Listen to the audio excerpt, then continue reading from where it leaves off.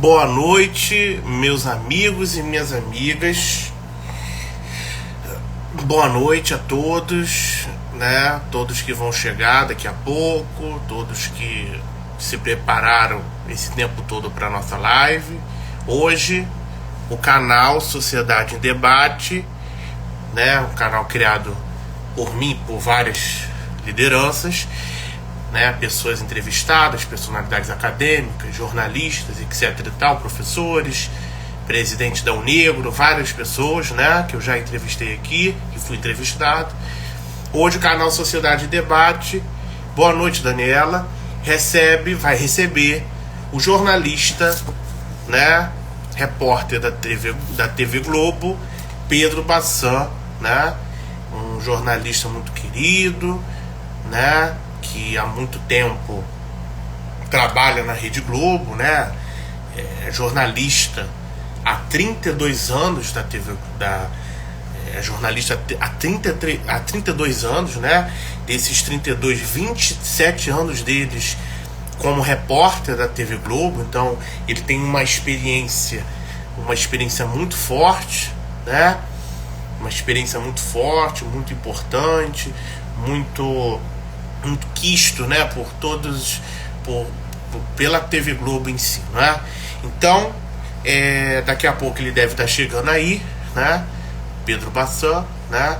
Vamos falar sobre mídia e tendências para o futuro, impacto social do poder da comunicação, né? Não existe pessoa melhor do que o Pedro Bassan para nos falar desse tema essencial, né? Não existe pessoa melhor, né? Um jornalista que tem sensibilidade, né? Ele chegou aqui, Pedro Bassan chegou, né? Vou aceitá-lo aqui, né? Esta live, né? No canal Sociedade em Debate, né? Vamos ver. Vamos lá. Eu acho. Oi, Vitor. Boa noite, tudo bem? Boa noite. Que privilégio tê-lo aqui presente. Todo né? meu, querido. Pedro Bassan, no nosso canal Sociedade em Debate. Eu estava aqui apresentando, fazendo uma breve história sua para quem foi chegando, entendeu? Falei que você é jornalista há 32 anos, né? Além de jornalista há 32 anos, né? 27 anos, 27 deles como repórter da TV Globo, não é isso? Exatamente. E é a minha idade, né? Eu tenho 27 anos. Olha só. Idade, eu tenho 27, né? E né, você pode se apresentar aí e para quem você é bem conhecido, a gente sabe disso, mas pode contar aí dar a sua palavra aí inicial, que é com você. A palavra é sua. A gente começa aqui. Obrigado, Vitor. Uma alegria muito grande estar aqui com vocês e com todos que estão aqui com a gente, né? E participar aqui do seu trabalho, né? E realmente falar um pouco mais desse meu trabalho e dessa profissão que eu tanto amo, que é o jornalismo profissional, que é uma profissão de muita responsabilidade, que tem uma função social muito importante a cumprir, não é? E estamos aí encarando esses desafios todos aí há 27 anos já, sempre em busca do tripé que é o alicerce do jornalismo, né? Que é a isenção, a correção e a agilidade. E hoje em dia, né, Vitor, que nós vivemos um fenômeno cada vez mais difundido e amplo, em que cada cidadão é um comunicador, né? E isso é muito saudável, que a gente amplie esse leque de comunicadores, que todo mundo possa ter a sua voz e expressar essa voz pelos mais diversos meios e canais, né? Isso só traz benefícios para a sociedade, né? Mas hoje em dia também é muito importante para o jornalista explicar o que é a função dele e o que diferencia o jornalista de outros comunicadores. Cada comunicador tem sua atividade específica, os seus objetivos, seu papel a cumprir perante a sociedade, e o jornalista também. Ele exerce a comunicação seguindo determinados princípios e um código de ética também muito rigoroso, né? Então, é importante a gente explicar para a sociedade o que diferencia o jornalista dos outros comunicadores e por que é importante a existência da imprensa e do jornalismo profissional para uma sociedade democrática, né? E, enfim, eu estou aqui para, mais uma vez, cumprir esse papel, Vitor, de explicar um pouco o meu trabalho para as pessoas e explicar também que é um trabalho sempre recíproco, né? O jornalista, ele só fala porque ele ouve. O jornalista não fala nada da cabeça dele. Ele reproduz o que ele coleta de informações da sociedade. Então, só depois de escutar muito e de ouvir muito é que o jornalista está credenciado a divulgar uma determinada informação. O jornalista fala muito mais do que ouve. Sabe aquela regra de ouro que Deus deu 2 ouvidos para a gente escutar mais do que fala, né? Sim, dois ouvidos e uma boca. E isso vale mais do que nunca para o jornalista. Até mesmo que a gente fale muito, se a gente fala muito é porque a gente ouviu mais ainda, Vitor. A gente ouviu. Então, esse é o nosso dia a dia, o beabá da nossa função. Com certeza. E aproveita, deixa para ressaltar, né, que isso foi um dos princípios fundantes do canal aqui, Sociedade em Debate, que está te recebendo, né? O canal Sociedade em Debate, ele hoje está recebendo Pedro Bassan, né, que foi também correspondente, né, na China e em Portugal, não foi isso, Pedro Bassan? Na China e Portugal. Exatamente, Victor. Né? Cobriu 7 Olimpíadas e 7 Copas do Mundo, tem essa larga experiência e hoje é repórter da Editora Rio, né? Do Bom Dia Rio, do RJ1, do RJ2 e do Jornal Nacional. Eu sinto muito, muito, muito orgulhoso em ter sua presença aqui e preparei, né, umas perguntas para aproveitar essa sabedoria, essa experiência, não é? Toda essa experiência, toda essa sensibilidade social, esse gosto pelas pessoas. Eu tenho certeza que você coloca o serviço ao cidadão como primeiro objetivo a cumprir, não é isso? É o serviço ao público, à opinião pública, ao cidadão brasileiro, a prioridade máxima, né?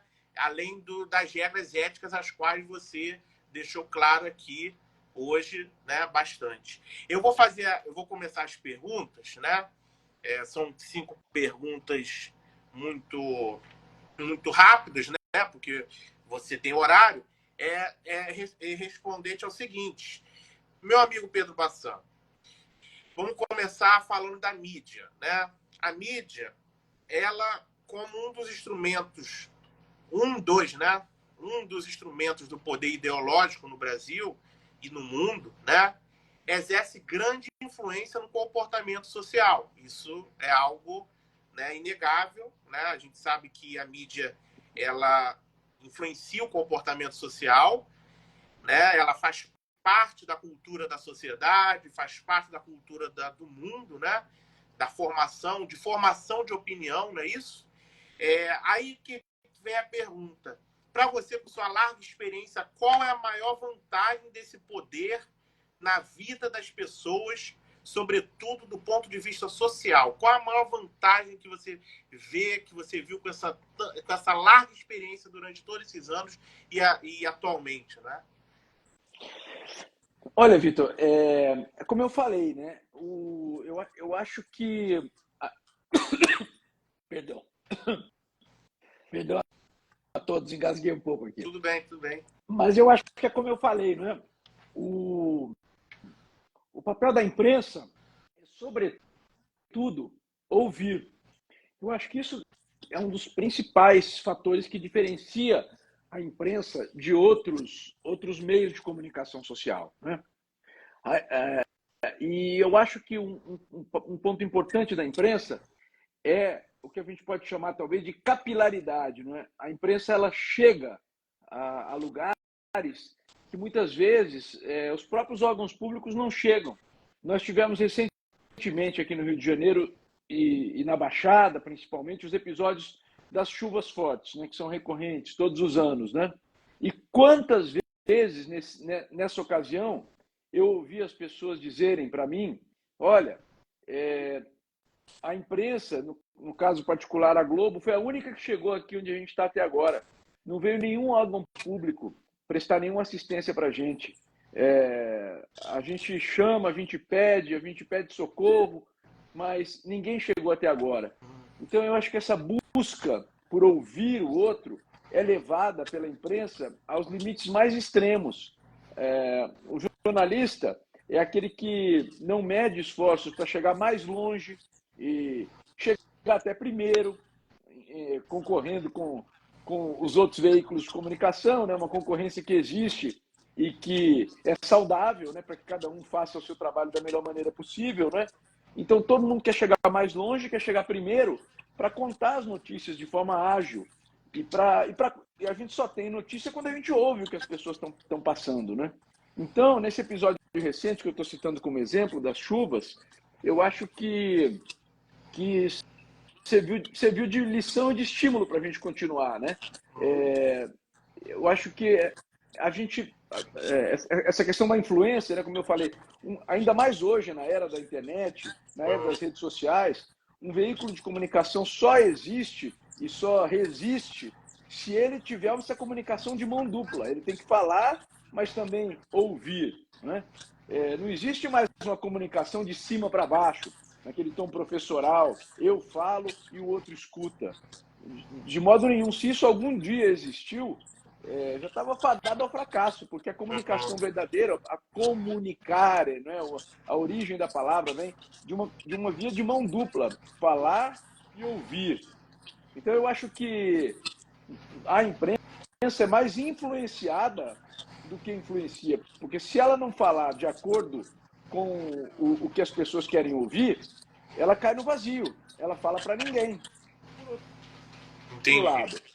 Por outro lado, a imprensa ela é uma instituição, ela não é uma caixa vazia de ressonância onde cabe qualquer coisa, ela defende valores. Então ela tem que ouvir a opinião pública, mas ela não pode ser só influenciada pela opinião pública e abrir mão dos valores que ela tem. A imprensa, isso está na própria Constituição, ela é guardiã dos nossos princípios democráticos. Ela nunca pode abrir mão deles. Ela é guardiã da liberdade de expressão. Ela nunca pode abrir mão deles. Ela nunca pode permitir que alguém seja calado, até para que ela não seja calada, né? Para que ela não corra esse risco. Então, ela é guardiã absoluta da liberdade de expressão de todos, de você, do seu canal, do debate que você cria com a sociedade. Então, eu acho que é isso, né, Vitor? A gente só existe na medida em que ouve o outro. Quem fala, cai no vazio. Eu até lanço ao debate aqui, né? Quer dizer, você que é um comunicador também, você não sente isso, que você tem que estar em sintonia com a sociedade hoje em dia? Sim, com certeza. Isso é fundamental. A gente que vive que o ser humano é um ser social, né? O ser humano é um ser eminentemente social. Ele precisa ter feedbacks, ele precisa ter uma correlação, concatenar ideias, aprender com as críticas, aprender com as sugestões, aprender, crescer, né, com os elogios também. Tudo faz parte de um crescimento, né, tudo é importante nesse universo, né? Então, isso tudo que você falou, isso tudo que você destacou é fundamental. A gente, como sociedade em debate, você como jornalista, com essa larga experiência, tem muito que já contribuiu bastante, está contribuindo, e tenho certeza que, do ponto de vista da busca da verdade factual, né, muitas das vezes a gente baseia, eu tenho certeza que isso norteia a atuação da imprensa, não é isso, Pedro Vassan? É a busca da verdade factual, né, da busca da verdade, né, a busca da objetividade, de ser objetivo em dar informação, não é isso? Para que todos entendam. Porque isso é democracia, não é? É a inclusão de todos no processo de informação, no processo democrático de liberdade de expressão, enfim. Isso é fundamental. Eu queria, seguindo a mesma linha da outra pergunta, que eu perguntei da grande vantagem, agora eu vou inverter. Qual, para você, é a maior desvantagem esse grande poder de comunicação na sociedade de hoje? Tem alguma desvantagem? E o que você considera? Como eu falei, né, Victor, a pluralidade na comunicação, ela é sempre bem-vinda, né? Quanto mais vozes falando, melhor. Então, eu acho que eu podia responder essa sua pergunta comparando um pouco a imprensa tradicional, digamos assim, com outras formas de comunicação que existem hoje. A imprensa, ela é da essência dela que ela seja agregadora, que ela seja um lugar onde todos se encontram, que ela seja uma praça pública de debates onde todos possam conviver. Não é negar as divergências da sociedade. Claro que as divergências existem, os interesses legítimos, às vezes, dos setores da sociedade são conflitantes. E isso existe e tem que ser contemplado sempre, não é? Mas a imprensa ela busca chamar todos para esse debate, e todos em igualdade de condições. O que a gente observa muitas vezes hoje, em muitas redes sociais, é que os algoritmos, pela própria forma, pela essência desses algoritmos e pela forma com que eles existem, acabam levando muitas vezes à divisão, à radicalização, né? E como eu disse, não que a imprensa seja um lugar das mil maravilhas, onde todos têm que viver em paz, não. Mas a imprensa, ela permite um debate em igualdade de condições, um debate que se dirige sempre ao consenso e à busca de soluções, e não à divergência, à briga, ao enfrentamento por si só. Por quê? Porque é da própria natureza da imprensa estimular a reflexão acima de tudo.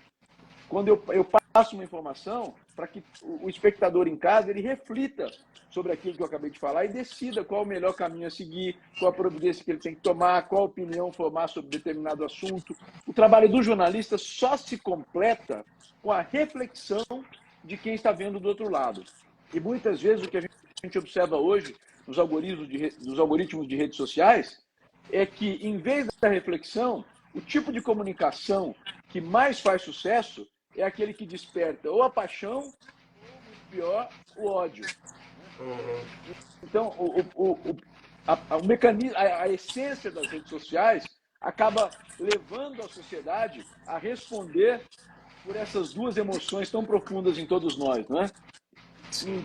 Então, não que a TV tem que ser fria ou gelada, não provocar nenhuma emoção, não que a imprensa não possa provocar emoção, faz parte, mas ela convida, acima de tudo, a reflexão. Então, o trabalho da imprensa hoje ainda é um convite, hoje, às vezes até meio fora de moda, um convite à reflexão, a que as pessoas não reajam por emoção, pelo ódio ou pela paixão. Né? E o seu canal aqui, eu estou vendo que é um canal que estimula o debate também, que estimula a reflexão das pessoas, a natureza das perguntas que você está fazendo, a natureza da nossa conversa aqui, não é? Eu acho que nesse sentido nós somos companheiros nessa luta que leva as pessoas a refletir e não a reagir apaixonadamente e clicar apaixonadamente por amor ou por ódio, caçando cliques, caçando seguidores, né? Um seguidor é muito diferente de um espectador, de um público, né? Porque o seguidor ele tende a reagir muito mais apaixonadamente.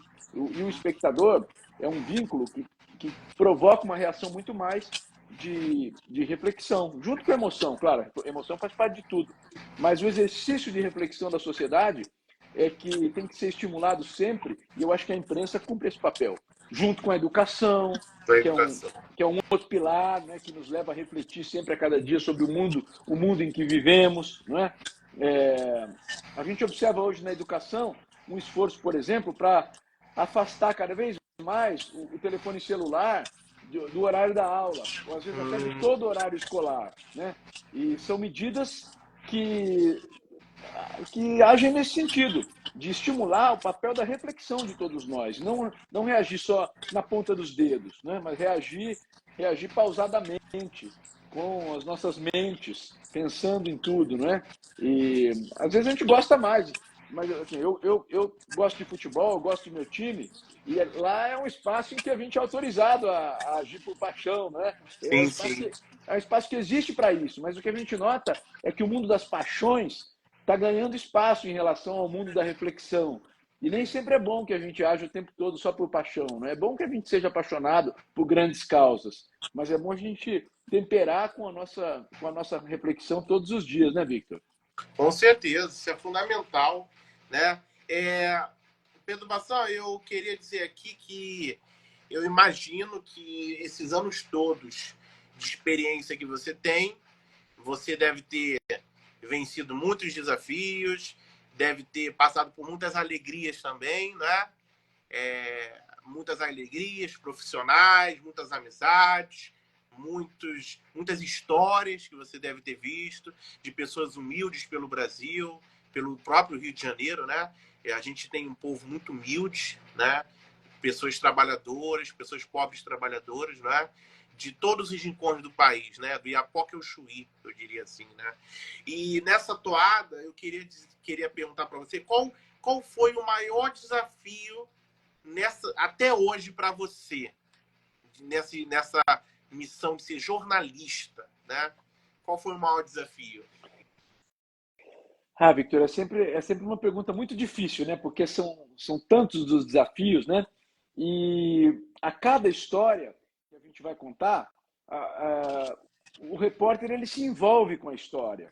Ele precisa necessariamente é, estar verdadeiramente vivendo aquela história e se colocando no lugar do outro. Essa palavra que está tão na moda hoje em dia, né, que é a empatia, esse é um exercício eterno do jornalista, não é? Ele precisa se pôr 100% no lugar do outro para poder contar uma história. Então, o custo emocional para nós jornalistas é sempre muito grande. Vou fazer uma comparação com outras profissões difíceis. Por exemplo, uma profissão de um coveiro que lida com a morte todos os dias, né? Num cemitério. Ele está ali cumprindo uma função tão difícil para a sociedade, que muitas vezes é vítima de tanto preconceito, não é? Mas ele tem como atenuante o fato de que ele pode acabar criando uma capa, uma autodefesa. Ele não precisa necessariamente se envolver emocionalmente com cada morte dali, porque senão ele não existe. Como é que uma pessoa fosse chorar todos os dias a morte não de uma, mas de várias pessoas, se ele for chorar todas as mortes que ele está vivenciando ali tão de perto, ele não consegue viver psiquicamente, psicologicamente. Como é que ele vai viver? Não pode. Então ele acaba criando uma proteção, não é? Um escudo, uma armadura, que acaba tornando o trabalho dele necessário, mas sem precisar se envolver emocionalmente. Vamos usar um outro exemplo. Um médico, especialmente um que trabalha numa emergência de um grande hospital, ou que trabalha numa UTI, que viva diariamente a situação de pessoas entre a vida e a morte, ou que trabalha na emergência, que receba todos os dias acidentados, baleados.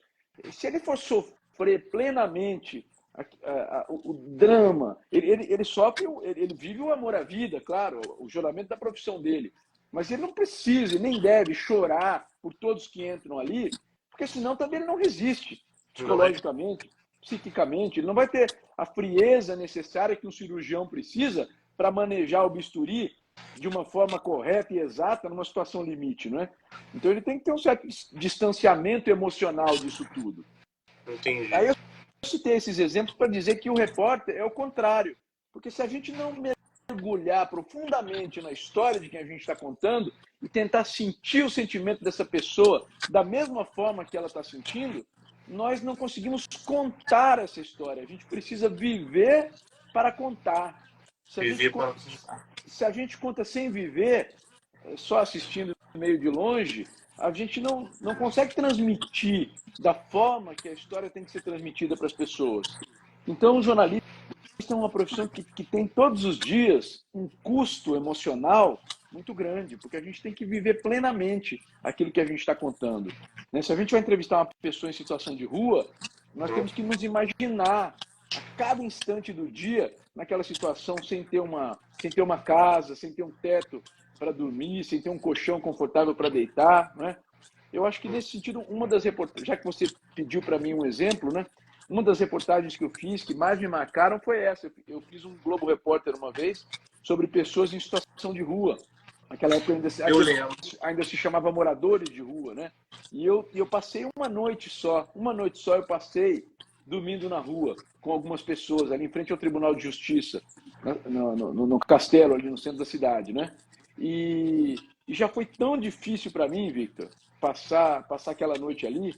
E quando eu estava indo embora, voltando para minha casa, eu saí dali, eu acordei de manhã, tomei café da manhã com eles ali na Catedral Metropolitana do Rio de Janeiro, tomei café da manhã e voltei para minha casa. E eu voltando para minha casa, eu ficava pensando, essas pessoas não têm para onde voltar, esse drama de não ter um teto, de não ter um endereço para chamar de seu, o que faz essas pessoas vítimas também de todo tipo de preconceito, porque você já reparou que onde a gente vai, para qualquer coisa, a gente tem que dar o nosso endereço.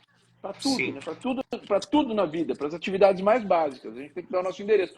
Essas pessoas não têm um endereço para dar. Então, como é que elas vão se reerguer minimamente sem ter um endereço para dar, como sendo delas, né? Então, tudo isso, eu ficava pensando, né, na dor dessas pessoas, de não ter um lugar para voltar, de não ter um endereço para chamar de seu. E eu acho que isso me marcou profundamente, Isso sabe, Vitor? marcou, né? Marcou demais. É algo dilacerante, né? Sim, É algo sim. dilacerante. A sociedade ainda tem muita desigualdade social, muitas desigualdades econômicas, né? É aterrador. Eu sou, não sei se você sabe, mas até aproveito a deixa, eu faço parte de pastorais sociais, né? Eu sei Da disso, igreja e vejo conheço seu trabalho, sim. o quanto é dolorido a gente ter momentos que a gente não pode dar alguma coisa, a pessoa pede naquela dor, naquela tristeza, né? E a gente não pode dar, porque tem momentos que nem sempre a gente pode falar sim, né? O tempo todo, né? Igual Nossa Senhora, né? Como demonstrou na sua vida inteira, né? Tem momentos que a gente tem que falar não por diversos motivos, né? A gente sabe que hoje a vida está difícil na sociedade, né? Enfim, eu gostei muito da sua resposta, Pedro, muito boa, excelente. E aproveita, deixa para agora focar a quarta pergunta, né? Focar um pouco para o lado social, né? A Rede Globo tem grandes projetos sociais, como, por exemplo, Criança Esperança, né? Eu queria saber de você, né, qual é o significado desse projeto de ação, porque é um projeto de ação, né? É um projeto de envergadura, demonstra a preocupação da TV Globo com a inclusão social, com as lutas sociais, com as crianças que são fundamentais para o nosso processo, né? Pessoas a criança é algo muito, que todos nós gostamos, né? Você é pai, né? Você provavelmente sabe disso. Quem não gosta de uma criança, acho muito difícil, né? Então, qual o significado do Criança Esperança hoje, do ponto de vista da inclusão social? Você acha que tem perspectiva de crescer mais? Como é que você enxerga o Criança Esperança? Ô, Vitor, eu acho que o investimento na criança é o grande caminho, né? Eu estou com 52 anos, eu tenho 2 filhos, né? Hoje, boa parte das minhas energias vão para os meus filhos, vão para que eles tenham um futuro melhor e principalmente para que eles possam, como cidadãos, ajudar a construir um futuro melhor para muitas pessoas, para que eles contribuam socialmente com um país melhor, para que eles tenham um papel a exercer na sociedade e sejam valorizados pelo que eles possam oferecer, pelo que eles possam melhorar a vida de outras pessoas, né? Isso é uma indagação que eu sempre me faço como jornalista, né? O que eu estou ajudando na vida de outras pessoas? O que o meu trabalho socialmente está sendo relevante, né? Você sabe, Vitor, que a gente que aparece na televisão, né? A gente é vítima muito fácil do pecado da vaidade, né? Aparecer ali, muita gente vê, e às vezes a gente acha que a gente está fazendo sucesso, né? Mas isso não somos nós, né? A gente é um mero canal, né? A gente é um mero instrumento, né? De um valor maior, que é o bem social, que é a paz social de todos, que é uma sociedade mais justa, né? A gente é um mero instrumento disso. A gente mesmo não é nada. Existe um filme chamado, não sei se você chegou a ver, um filme já antigo, o Advogado do Diabo, né? Que o Al Pacino, se não me engano, ele representa o próprio Satanás, né, na tela. Sim, E ele diz assim: olha, o homem, quando comete o pecado da vaidade, o diabo está de braços cruzados.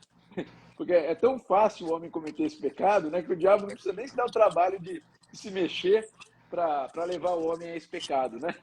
Nós mesmos tropeçamos nas nossas próprias pernas, né? Quando a gente é acha que a verdade. gente é importante, a gente não é importante. Importante são nossas ações. O importante é Isso. o fruto das nossas ações, né? Isso é que é importante. E a gente não tem valor nenhum se não for útil a outras pessoas. Então, eu acho que nesse sentido é que o Criança Esperança se insere, né? De produzir algo concreto na sociedade, eu acho. Porque se a gente tem uma obrigação diária com o jornalismo de acrescentar algo à sociedade, de acrescentar informações para que as pessoas reflitam, né? É muito bom também, por outro lado, a gente ver algo concreto, né? A gente fica até estimulado a continuar trabalhando, vendo que o nosso trabalho, a escala do nosso trabalho, a escala das pessoas que a gente atinge, a quantidade de pessoas que nos assistem, podem gerar algo concreto, podem gerar uma nova escola, ou mais do que uma nova escola, mais difícil do que construir uma nova escola é manter uma escola em funcionamento, né? A É, gente sabe disso, que na gestão pública fazer uma obra é muito fácil, fazer um hospital gigantesco é muito fácil. Difícil mesmo vai ser manter aquele hospital em manter. funcionamento, em boas condições, manter uma escola com ensino de qualidade, com professores bem remunerados, com professores felizes do trabalho que fazem, se sentindo respeitados, né? Com professores em condições de pesquisar, em condições de preparar uma aula, né? Então, eu acho que está tudo dentro desse sentido, sabe, Nesse Victor? sentido, Meus, com meus, certeza. meus pais eram professores e eu acho a profissão de professor a que eu mais respeito no planeta, Victor, porque a professora é a segunda mãe, o professor é o segundo pai, e eu acho que são eles que têm o instrumento e a capacidade de formar uma sociedade melhor. Só pela educação a gente vai formar uma sociedade melhor. Isso é quase um clichê, né? É tão óbvio que é quase um clichê, né? Mas É como verdade. transformar essa frase em realidade, né? Eu acho que é valorizando o trabalho dos professores. Eu acho que é uma dedicação quase sagrada. Essa profissão que já foi mais valorizada no nosso país e que hoje sofre tanto, né? Então, eu acho que um dos pilares do Criança Esperança é, esse, tanto que o Criança Esperança, ele hoje em dia é vinculado à Unesco, que é a Organização para a Cultura das Nações Unidas, e não só à Unicef, que é uma organização de atendimento à criança, porque eu acho que a preocupação principal hoje do Criança Esperança é criar as bases sólidas para esse futuro, especialmente através da educação e da cultura, formar cidadãos melhores lá na frente. Cidadãos melhores. Isso mesmo, e eu quero enaltecer, aproveitar que você falou sobre isso, Pedro Bassan, é dizer da sua participação no Brasil em Constituição, né? Do Brasil em Constituição. Eu assisti, né, no Jornal Nacional e ele deixa claro, né? O Brasil em Constituição deixa claro que a nossa Constituição ela é avançadíssima, tem inovações, né? Muitas das vezes escritas, né? A gente tem uma Constituição escrita, né? E ela, entre o dever ser e a realidade, existe um caminho a percorrer, né? Existe um caminho a percorrer que envolve vontade dos atores envolvidos, né? Ação da sociedade, participação da sociedade civil, né? Tem todo o caminho, né, a ser construído. Então, assim, é um orgulho essa live. Eu quero dizer mais uma vez que é um privilégio ter você aqui hoje. E para finalizar, a quinta pergunta, eu queria saber, Pedro Bassan, o que mais te emocionou nesses anos todos de carreira dedicada à Globo e ao jornalismo? O que mais te emocionou mesmo, assim, aquilo que tocou sua alma como profissional, claro, mas a gente sabe que a gente tem razão, a gente tem afeto, né? Temos somos seres humanos, né? A gente sente dor, a gente sente alegria, a gente, né, vive, a gente se alegra, chora. Tem, como diz a própria palavra bíblica, né? Tem tempo para tudo, para chorar, para sorrir, para conquistar as coisas, para conquistar o primeiro emprego. Tudo tem tempo, né? Debaixo do céu, tudo tem tempo. Eu queria saber essa pergunta. Qual foi que mais te emocionou? Vitor, eu vou aproveitar o gancho que você me deu, né, da série da Constituição, né? É, é como você falou, é quase um clichê também a gente dizer que, olha, o que está escrito lá é bem melhor do que a realidade. É verdade, né? Lá tem um país ideal desenhado ali, né? Mas aí a gente parou para pensar e dizer também qual a importância disso, né? De ter um país ideal desenhado ali. Imagina se a gente não tivesse nem o país ideal desenhado lá, né? E aí a gente parou para pensar um degrau mais à frente e disse o seguinte: será que o país de 88, quando a Constituição foi feita, era diferente do país de hoje? E mais ainda, será que o país de hoje, em alguns aspectos, é melhor do que o país de 88? Em que aspectos nós avançamos? E aí nós fomos buscar concretamente esses pontos. Em que aspecto o país de hoje é melhor do que o de 88? E felizmente, para nossa alegria, nós encontramos muitos aspectos em que o país avançou, em que a sociedade avançou. Então, aí, muitos números do IBGE, né? Quer dizer, a taxa de analfabetismo era imensamente maior, né? Nós somos um país que caminha para erradicar o analfabetismo, infelizmente. São taxas que vêm melhorando ao longo do tempo, graças ao princípio da educação universal que foi consagrado naquela Constituição. Nós temos um sistema único de saúde, eu não preciso ficar falando aqui dos defeitos dele. Todo mundo sabe desses defeitos do SUS. Mas não custa lembrar que antes de 88 era muito pior. Nós não tínhamos um sistema único, era cada um por si, era um atendimento com base no assistencialismo, as pessoas tinham que pedir um favor, era um favor ter um atendimento de saúde. E hoje é um direito. Quando a gente muda de favor para direito, a gente muda o patamar. Na garantia dos direitos das pessoas com deficiência também. A pessoa com deficiência era visto como um coitadinho, como um alvo da piedade alheia, como um alvo da caridade alheia. E a Constituição levantou essas pessoas ao degrau de cidadãos de primeira classe, como todos nós somos. Não existem cidadãos de segunda classe no país. A sociedade é que tem que prover os meios para que a pessoa com deficiência possa alcançar as aspirações que ela tem. São seres humanos integrais. As pessoas com deficiência e sem deficiência são seres humanos por inteiro. Ninguém é ser humano pela metade. Um idoso que tem o seu direito negado tantas vezes ainda, mas ele tem onde reclamar. A Constituição alça o idoso a cidadão de primeira classe como todos nós. Não existe cidadão de segunda classe, né? Então, eu acho que difícil eu pensar, sabe, Victor, no momento que eu mais me emocionei. Porque eu, felizmente, Victor, felizmente, do fundo do meu coração, eu me emociono praticamente todos os dias com o meu trabalho. Eu tenho orgulho de contar todas as histórias. Eu gosto muito de contar as histórias, sabe? É evidente que a Globo, aqui a Editoria Rio, tem dezenas de repórteres e todos muito bons. E é evidente que eu, todos os dias, eu quero contar a melhor história. Todos nós queremos contar a melhor história. Mas nós somos muitos. Então não é todos os dias que eu vou contar a melhor história. Às vezes a história mais legal está com um colega meu, a história, né, que eu acho mais interessante está com um colega meu, não está comigo. E às vezes, é claro, eu fico aborrecido. Poxa, eu queria hoje estar contando outra história. Mas olha, Victor, esse meu aborrecimento dura 5 minutos, no máximo. Porque aí quando eu vejo qual é a minha história, e quando eu mergulho nessa história e vejo que eu tenho uma história para contar, eu mergulho nela de cabeça. E eu adoro contar as histórias que eu conto todos os dias. Isso me estimula todos os dias a contar essas histórias, sabe?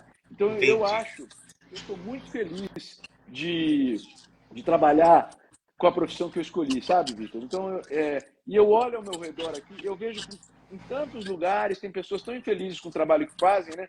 E eu vejo que aqui, numa redação de jornalismo, aqui na Globo, e em outras que eu trabalhei, a satisfação com a profissão é muito mais regra do que exceção. Claro que Uhum. a gente fica insatisfeito com algumas circunstâncias, nós somos seres humanos, não estou dizendo que a gente está rindo o tempo todo, que o mundo é cor-de-rosa, né? O mundo é feito de flores, não é isso. Claro que todo mundo nós temos, mas de um modo geral, é um ambiente de pessoas muito mais satisfeitas do que insatisfeitas, sabe?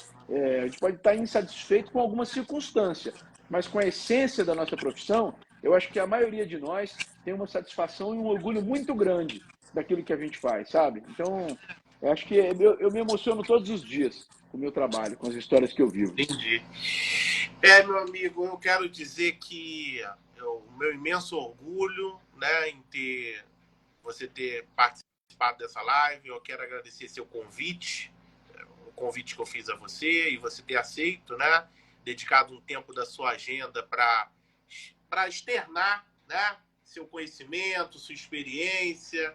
Eu quero agradecer do fundo do meu coração.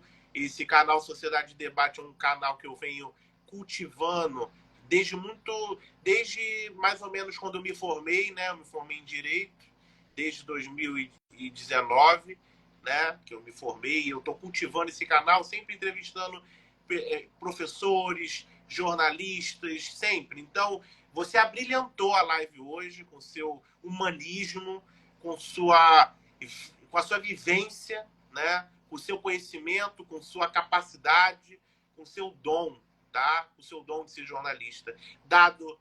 Lapidado por você, aprimorado por você, por sua capacidade, por seu trabalho, mas um dom que tenho certeza que Deus te dá força todo dia para você estar diariamente contando essas histórias, vivenciando essa realidade tão dura, às vezes, do cotidiano, né? A gente vive um estado do Rio tão violento, né? Com tantas notícias tristes, mas ainda há esperança. Enquanto há vida, há esperança, né? Isso daí é algo prático, né? Enquanto há vida, há esperança. Então, eu quero agradecer a sua presença aqui de fundo do meu coração, meu amigo. Muito bom.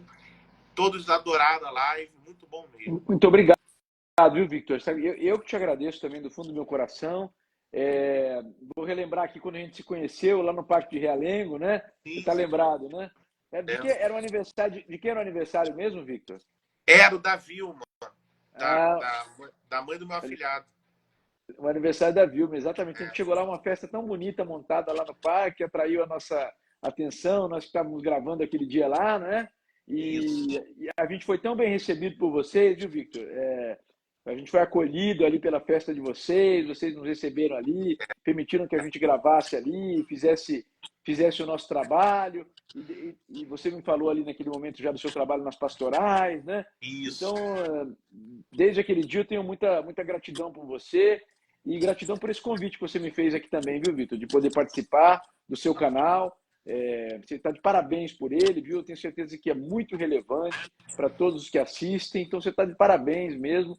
E muito grato pela oportunidade, viu? Muito obrigado. Gratidão define esse momento. Muito bom. Que Deus te abençoe e 2024, muito trabalho para você, saúde e paz. Da mesma bom? forma, viu? Para você e para todos que estão nos acompanhando aqui. Muito obrigado, Pedro. Obrigado, meu querido. Amém. A todos nós. Um grande abraço. Amém. Valeu.